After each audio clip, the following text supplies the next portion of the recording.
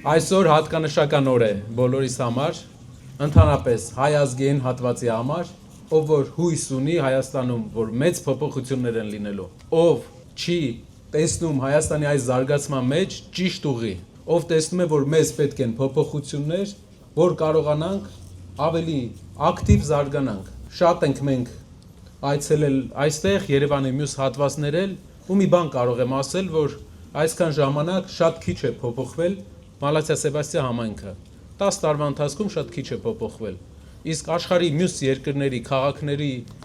այսպիսի մեծ հատվածներ շատ հեղափոխական փոփոխություններ են ապրել։ Դրա պատճառը մեկն է,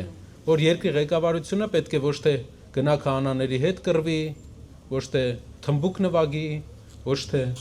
ուրիշ բաներով զբաղվի, որը ընդհանրապես կապ չունի տնտեսության հետ, պետք է զբաղվի երկրի տնտեսությամբ, մարդկանց կյանքը մի փոքր ավելի լավ դարձնելով։ Իսկ ինչու է նա զբաղվում հիմա նրանով, ինչով զբաղվում է, որտեղ մենակ դրանից է լավ հասկանում, որտեղ իր ամբողջ կյանքում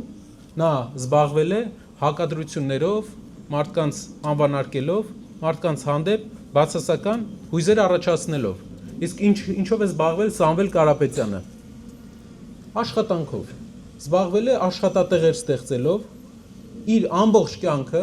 զրոյից նա ստեղծել է աշխատատեղեր, մարդկանց համար լավ բաներ է արել։